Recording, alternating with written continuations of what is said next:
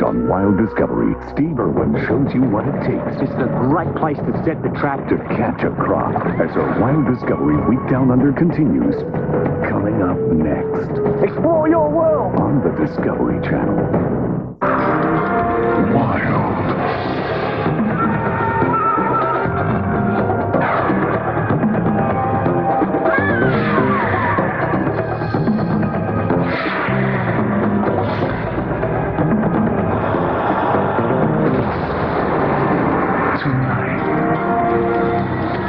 Feared and hunted, Australia's saltwater croc has a bad rep, but daring crocodile hunter Steve Irwin aims to bring out its sweeter side tonight. Wild.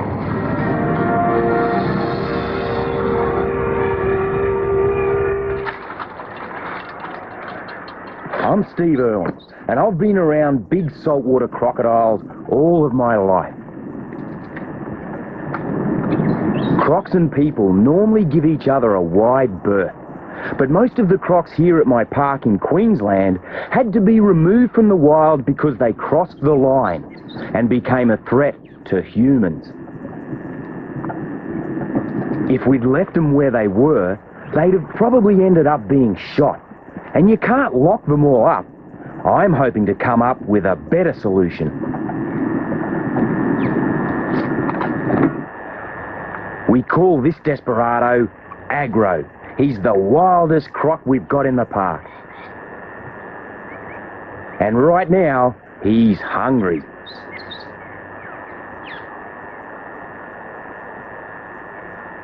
I want to give my crocs as natural life as possible, which means there's wild pig on the menu. And I'm using myself as live bait. Watch Agro slip into an ambush position. Right now, I've got no idea of knowing where he'll strike from. He's made himself completely invisible.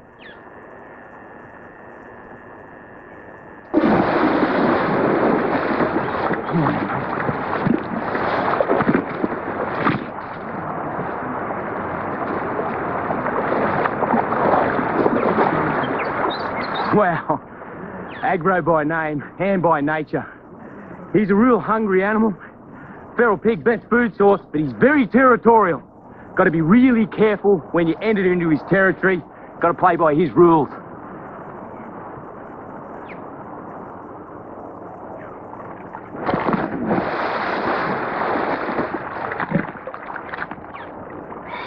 Here in Australia, they call me the Crocodile Man. When a croc like Agro starts playing up, I'm often the first one to hear about it. I've just had a call about another problem croc, but this time I won't be bringing him back to the park. I want to try a new idea. Crocs like Agro can live for 100 years and they have long memories. I want to see if we can teach them to mend their ways, give them a lesson they'll never forget. If it works, we can leave them where they belong, in the wild. An operation like this takes teamwork. That's where my wife Terry comes in. And Wes, my right-hand man. A bit like tying down the Queen Mary. What are you doing? At least ours won't fall off, mate. And I wouldn't go anywhere without Duggar.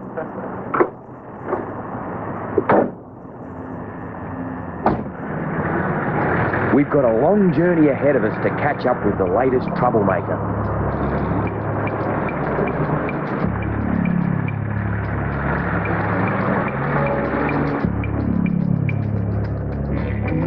From our starting point near Brisbane, it's a 3-day drive north into croc country. Saltwater crocs are found right across the top end of Australia. Until they were protected in the 70s, they were heavily hunted for their valuable skins.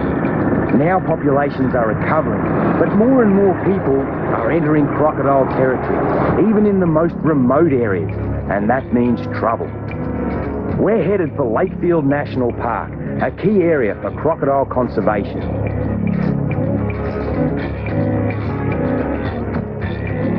It's November, the end of the dry season, and the coastal wetlands are parched. even the rivers eventually dry up. Any water that's left becomes very precious.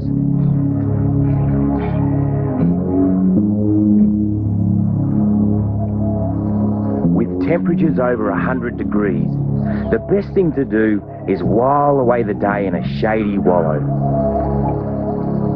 Keeping cool is a top priority. Like all reptiles, a croc's body temperature is governed by its surroundings.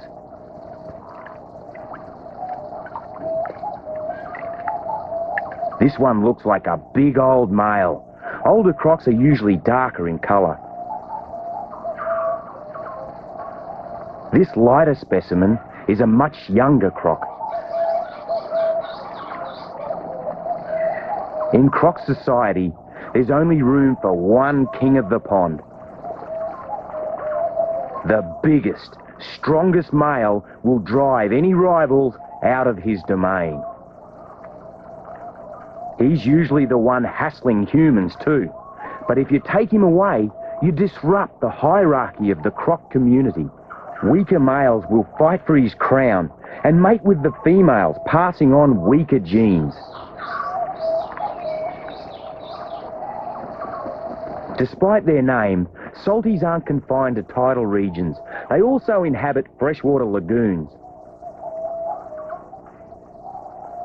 There they rub shoulders with Australia's other croc, the smaller freshwater variety, far less aggressive than its much larger relative. Freshies are too small to do you or me any real damage, but this little bird is pushing its luck. You can tell a freshie from a salty by its long, narrow snout, well worth knowing when you're out in the bush. While freshies eat small prey like crayfish or even insects, a salty might fancy a piece of you. During the dry, water acts like a magnet for all kinds of wildlife, a mobile menu for the crocs.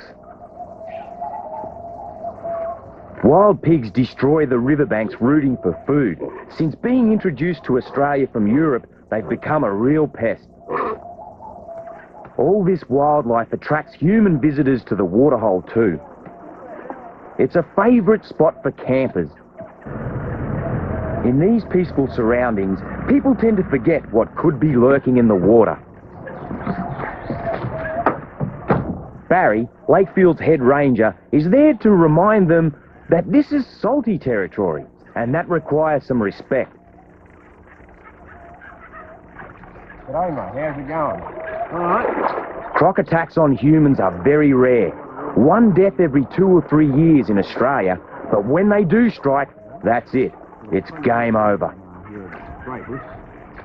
Fishing in the deep water. And a big salty can easily hide in shallow, murky water.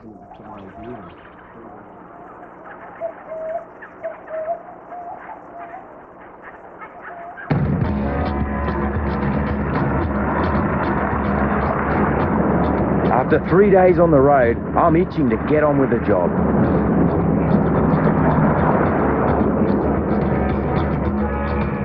When we arrive at Lakefield, we're met by Barry and his fellow rangers from the national parks who guide us to the trouble spot.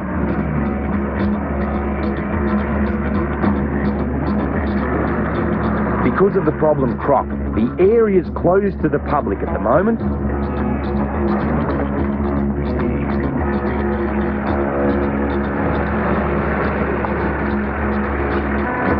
This is our destination, Old Faithful Waterhole.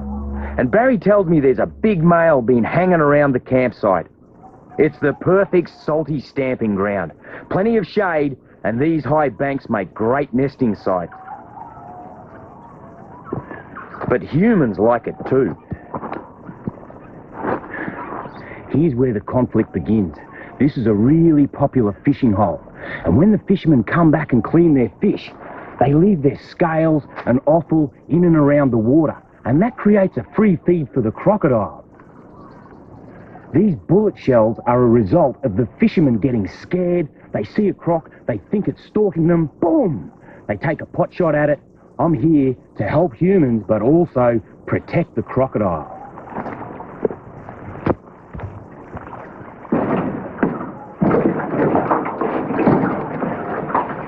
first I want to have a scout around the area with the help of Barry and his fellow ranger Ron.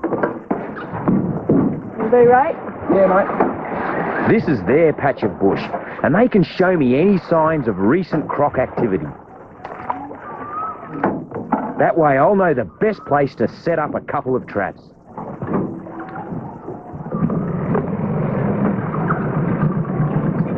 Meanwhile, Terry is going to be pretty busy setting up camp.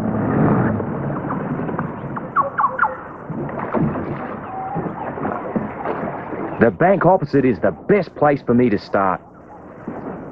It's an ideal basking area for a croc. Nice gentle slope down to the water.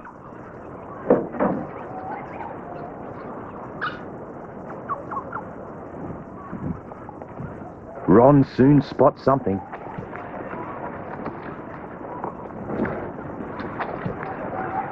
Oh, that's a nice little wallow, Ron. Real nice.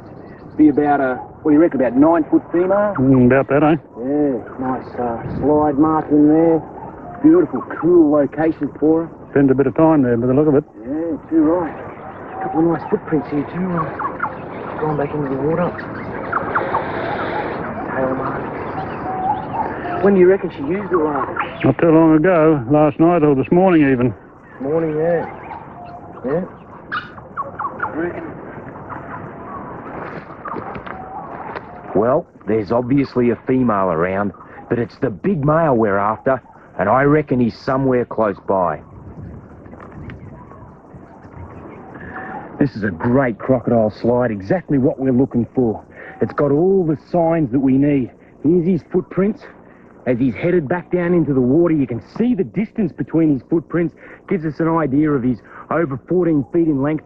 His belly's dragged on the ground as he's headed back towards the water. This is a great place to set the trap. He's coming up here to sun himself.